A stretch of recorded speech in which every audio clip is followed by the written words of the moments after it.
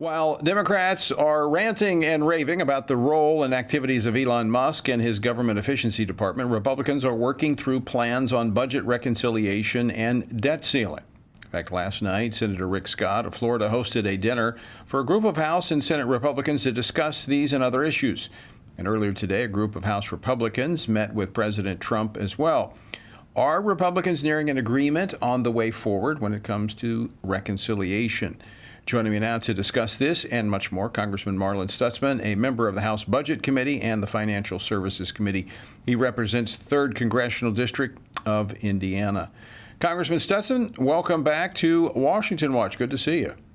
Thank you, Tony. It's great to be with you at the prayer breakfast yesterday morning. It's good to be back in D.C. as well. Yes, I appreciated you being there yesterday to pray and to be a part of that event. It was good to see you there and so many of your colleagues. Let's talk first reconciliation. Then I want to get into some of the president's comments today. But are we close? I was talking to the speaker Tuesday night, and it sounded like we were getting a little closer. Are we there yet? Yeah, we are. Every hour that goes by right now, we're just a little closer. And, one of the things that I really want to applaud Speaker Mike Johnson for his leadership. It's, quite different. I was here from 2010 to 2017, and it was a different type of leadership style. And there's a little bit of, there's a different style that Speaker Johnson has, and that's because he's listening to everybody. He's trying to bring everybody together. And then once there's consensus, there will be an announcement, and I know the halls of the DC press and mainstream media are always clamoring for some little bit of information, but, we're working hard to find the right spot at the right time. And, one thing we all agree on is that Washington has a bloated government. Washington has a bloated budget. We have too much debt. Just to give you an idea, Tony, when I was first elected in 2010, we had right at $9 trillion worth of debt. When I left in 2017, it was $18 trillion. Today, it's $36 trillion. It's nice to be back, not to deal with that much debt, but to hear our leadership in the White House actually say, this is a problem that we have to deal with. We just always got lip service before when I was President Obama. Of course, COVID really disrupted a lot of those efforts under the last Trump administration. Of course, Joe Biden had no regard for what the debt was. So that's why this is such an important lift, to make sure that we get these numbers right and that there's going to be real cuts and not just more talk and no action.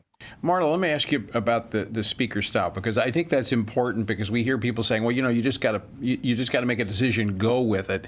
But if you go back, there was a lot of complaining about the fact that deals were made in the back room. Yep. The members were not even a part of it. It was rolled out for them, and they don't have an opportunity to represent their constituents because they weren't even able to debate bills on the House floor.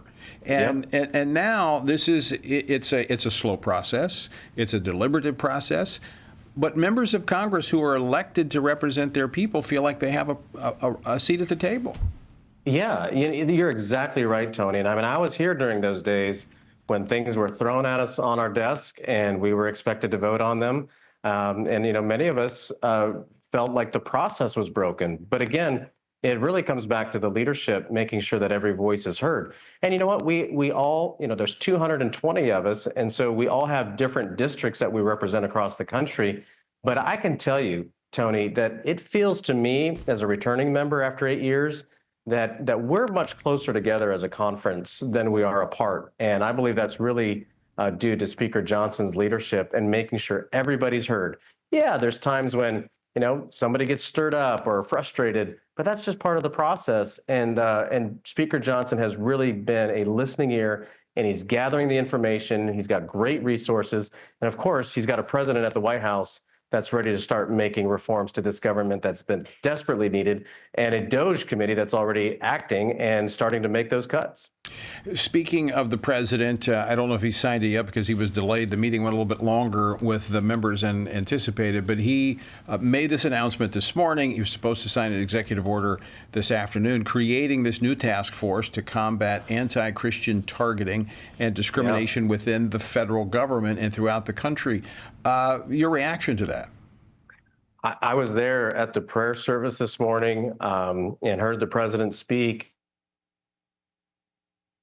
And as I told somebody, I said, it's like we can breathe again, and people can actually relax, because the tension that has been created by the previous Democrat administration was that you couldn't even voice your opinion without being canceled.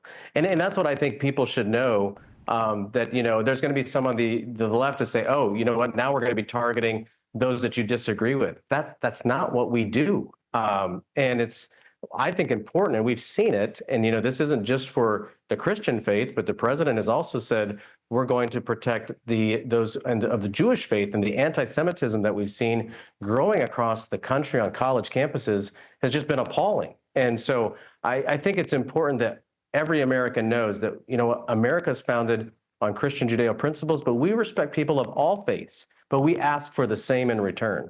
Right. And I think it's important that we take this moment to exercise those freedoms that are being protected by the government. The president, in his remarks this morning, said, we're bringing God back. Well, I don't think he was ever gone, but right. we didn't respect him the way we should. And government can't do that. I want to be very clear. No one that is a follower of Jesus Christ wants the government to advance religion. What they do want is government not to persecute or prosecute, as they have under the Biden administration, people who live out their faith. We want to be able to impact the world around us by being free to live and follow the teachings of Jesus Christ.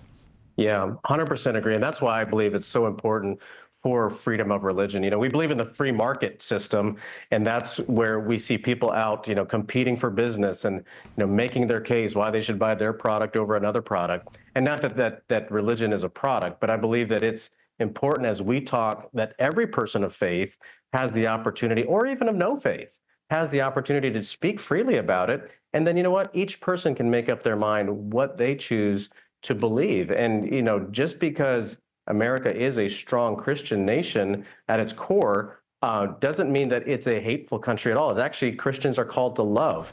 And that's one of the things that I'm excited about, that we can show love to everyone and we can respect one another and not be canceled for it.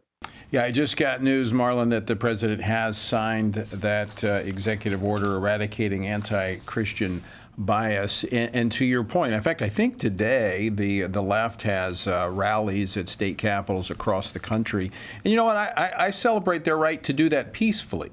Sure, that's right. I do not have at all a problem with people gathering peacefully to express themselves. That's what makes America work. That's what it does. And without that, and we haven't had that, quite frankly. And people, when they're repressed, they get angry, and that leads to outcomes that are not positive. So we need that freedom to speak, no matter what the view might be.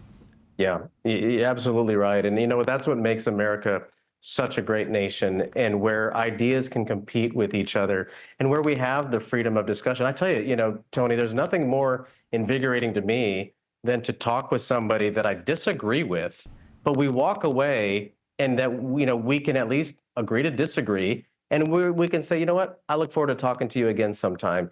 And, we're not going to pound people over the head with a Bible. I don't think that's what God calls us to do at all. In fact, God calls us to love and to care for one another. But also at the same time, we should have the ability and the right, every person to have the right to talk about their faith freely and not fear being canceled. And I think the important thing that, President Trump signed today is that a person in government can't especially be the one to cancel or have any sort of ability to shut out person of faith. And we've seen that. That was very evident, and the record shows that that was occurring in the Biden administration. And to your point, when we can have, I've been around long enough. I remember the day when we used to have debates left and right, and we would discuss these issues on cable news networks.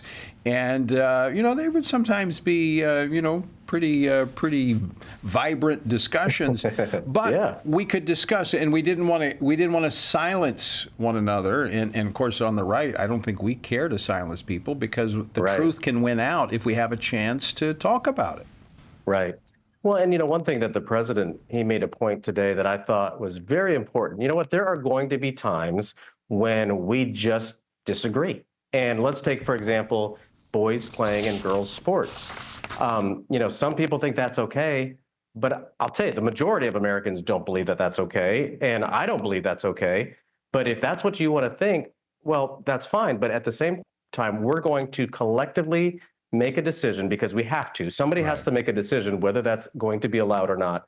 And I applaud the president. And this is something that my wife, who is actually serving in the state legislature, back in 2019 carried a bill in the Indiana legislature prohibiting boys playing in girls' sports. But somebody's got to make a decision on that. And you know what? There's going to be a lot of people. In fact, it's amazing to me that the Democrat Party is still tripping up over that particular issue. They're still infighting on that issue. But it's common sense. Right. I mean, not only is it a biblical, but it's also just common sense. It does become harder to reach consensus when you have one side that completely denies truth. It does become difficult, but we can still have civil conversations. Congressman Marlin Stutzman, great to have you back on the program. Good to see you today. Thanks for joining us. Thank you.